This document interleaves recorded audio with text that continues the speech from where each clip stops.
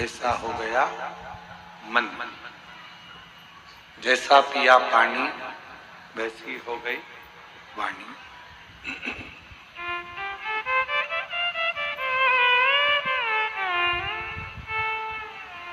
हिरण्यकशिपु के शरीर का रक्त नरसिंह भगवान के शरीर को लग गया तो क्रोध और तीव्र हो। किसी के घर का यदि भोजन ग्रहण कर रहे हो तो पहले विचार करना कि वो भोजन हमें फलित होगा कि नहीं। भोजन बनाने वाले का भाव भी शुद्ध है कि नहीं है।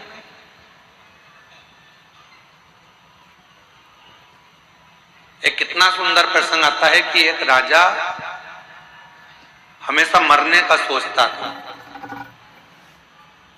रानी उसको समझाती थी तुम्हारे घर में जब राजपाट है, धन है, वैभव है, संपदा है, सत्ता है, दौलत है, जमीन है, जायदाद है, बच्चे हैं, तो फिर मरने का क्यों सोचता। राजा को समझ में नहीं आता था कि मैं मरने का क्यों सोचता हूं, मेरे में ये बुद्धि आती कहां से। राजा एक दिन अपने गुरुजी के पास गया, गुरुदेव से जाकर कहा गुरुजी एक बात समझ में नहीं आती, मेरे मन में ये भाव नहीं समझ में आ रहा कि आखिर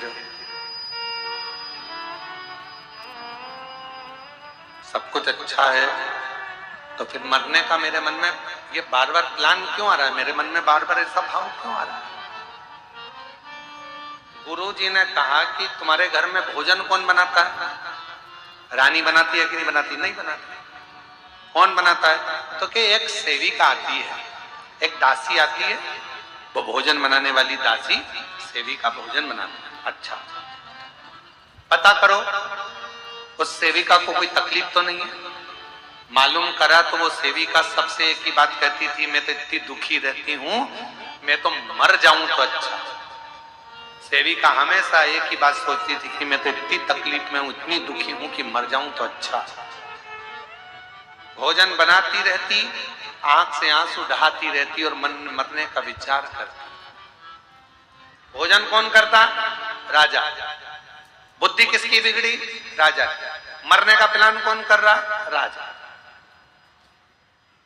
राजा सेविका को बुलाकर पूछे कि तुम भोजन बनाती हो और तुम्हारे मन में ये अलग अलग भाव आते रहते हैं मरने के, क्यों।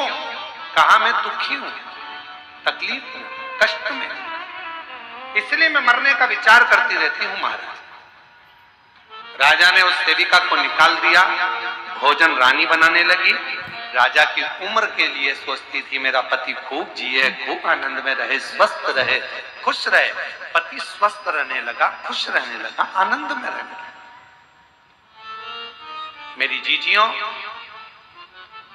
मेरे जीजाओं, मेरी बेटियों, बेटाओं, मेरी माताओं, एक निवेदन आपसे करें, भोजन बनाओ, मना नहीं है। भोजन बनाने वाले तुम्हारे घर में आए, मना नहीं है, पर भोजन बनाने वालों से एक बात जरूर करा करो कि जब तुम भोजन बनाओ तो भगवान का भजन गाते हुए बनाओ, जिससे हमारे घर में भी भगवत कीर्तन स्मरण होता है, भगवत नाम